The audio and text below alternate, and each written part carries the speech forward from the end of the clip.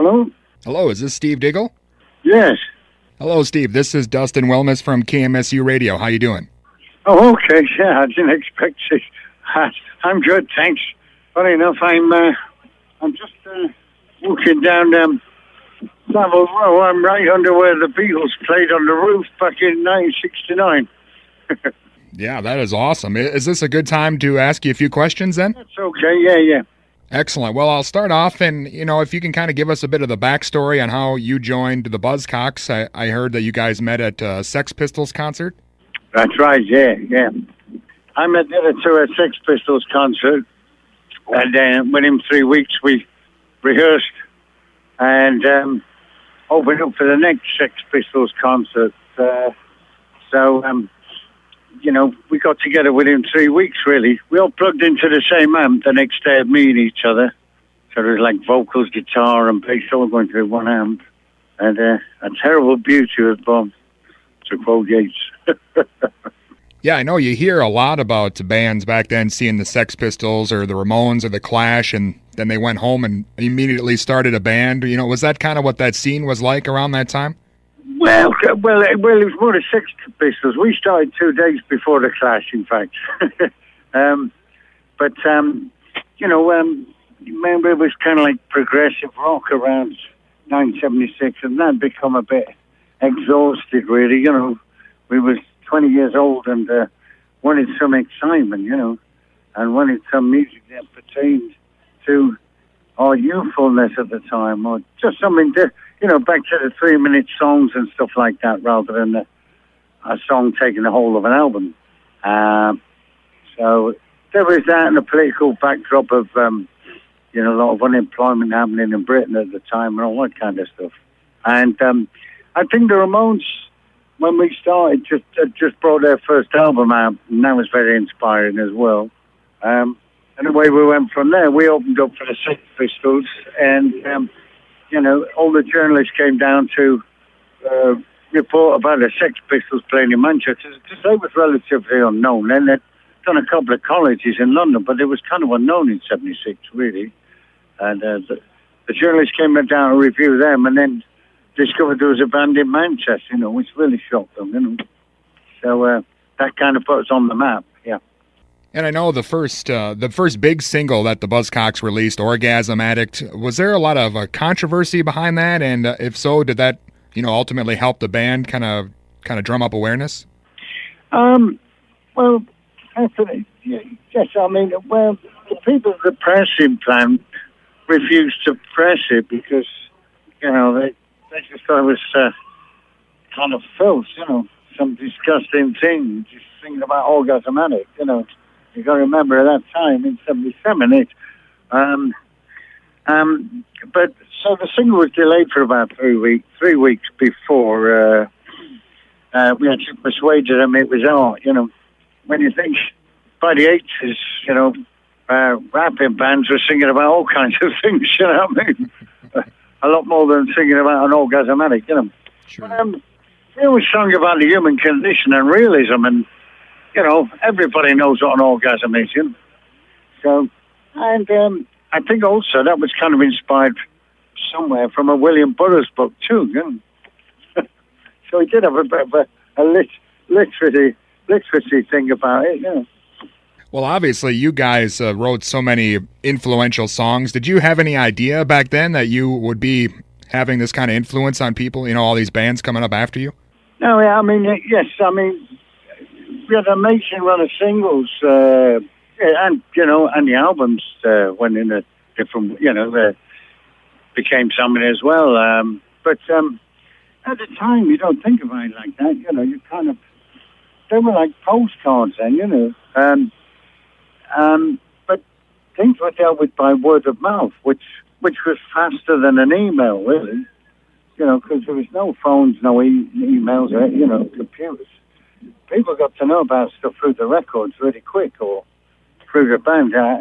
It's amazing how people found out about when you had a single out a lot of the time, But, we had a massive run, and I think it was a lot to do with once we got going on that, once we signed the deal after Orgasm Addict, it was about me and Pete people we were, the people inside, because we did a lot of kind of off the ball work. So when we'd come to the rhythm section with the song, there was a lot of things already done there, We did, a lot of personal things between us that come out in the music, It was about the attitude, but it's also who you are. You can learn chords, you can learn this, that, and the other, but it's the stuff that comes out of you inside, that really affects the song. And amazingly, we always said that, we like to write catchy songs so you could remember them the next day, But with the early stuff like Spiral Scratch and Orgasm Addict, they were a bit they were the raw punky things, but after a while of doing those, we needed to get to writing, actual songs and becoming the Buzzcocks, Because when we started with the Pistols and the Clash and the Jam and the Damned, that was the nucleus of all the punk rock. It was all under the umbrella of punk rock, but each band needed to, get its own identity, really. The Clash became the Clash, and you knew what the Pistols were about. And, the Buzzcocks became about songs, and, we sang about the human condition, which connected with a lot of people. So it was really important, to us to communicate with the audience. And there was a lot of realism in the lyrics, a lot of existentialism in the lyrics, a lot of heaviness. They were quite intellectual, they were punk poems, really. And that sets aside from a lot of the regular kind of punk bands that came later, Yeah, and I know there's been obviously a lot of turnover in the band over the years, but you and Shelley really have remained kind of the constant over the years. Do you guys feel like you have sort of a kind of like, Lennon-McCartney dynamic going on there? Yeah, well, it seems to be like that. It's not something that was ever planned, but it's like, somebody described as Lennon-McCartney in a blender. So, there kind of is that a bit, I sometimes sing the heavy ones and he sings the sweeter ones, But there was a crossover. Our second biggest hit was a song called Promises. And I was singing it. I was right. I had the music and the chorus, and I'd left my words at home for the verses. So Pete had some verses that fit, but I was going to make it promises about the government or promises that, you don't get in life. And his verses turned it into a kind of love song, So after he put the verses on, I'd done the chorus and the kind of music. I said, you're turning a bloody love song again, So that's the difference with it. But sometimes when it's that crossover, it works too, But there is that. There's that little bit of tension. There's the conflicting guitars we have. The two same song guitars kind of come together like two grindstones and make a third. So that's where the magic is, And I think you've got to have a bit of tension in a band to give it the edge and excitement, Yeah, well, with that being said, what are your thoughts kind of on the new music scene and especially the punk scene? Does it seem like some of that's maybe lost nowadays? I think it's kind of, and that's partly through the world of finance and big business and stuff. Big record companies won't sort of invest in punk rock because they want to kind of, they want people like Beyonce that's selling 15 million all the time, Whereas when this started, it was about art, not about sales. And I think that's the problem now with it all. It's pretty financial orientated now. I mean, years ago, people there now men speculate on off the wall things. Now, because it's a big, everything has to be a big corporate meeting. You don't see anything off the wall and anything wacky anymore. You don't get like new divos or weird kind of people because they go, that might not sell many, So we have that meat and two-veg, conveyor belt machine of, music that really doesn't have any consciousness or any intellectuality about it, but it's inspiring, Yeah, and I know a lot of bands nowadays, and you guys included. I know your new album, you guys went the Kickstarter route. Do you think that's kind of how more bands are going to be releasing things in the future? I think so, yeah, because it's kind of almost back to when you had a pre-order, when you used to order an album and had to wait 2 weeks for it to come in the store, So it's kind of like people pledge, what they want to pledge, like for an album, or, we've managed to make vinyl, deluxe things, and your regular CDs, all kinds of things that we probably couldn't do on major labels these days. And we just thought we'd give that a go, It kind of gives you an independence. And enough people invested and more to record an album and more money left over to do other things with it, So I think that's a good way for any band if they can get the support for that, Because like I say, it's so difficult for a rock and roll band or a punk rock band to get signed up these days, without having to have the right profile and be forced into some commercial thing, but all the artistic edges taken off, So it could be the way forward. We thought we'd try, and it's kind of worked for us this time. It's maybe it's an exciting new prospect. It's certainly, if you've got like loyal fans or fans of the band, then they will invest in it.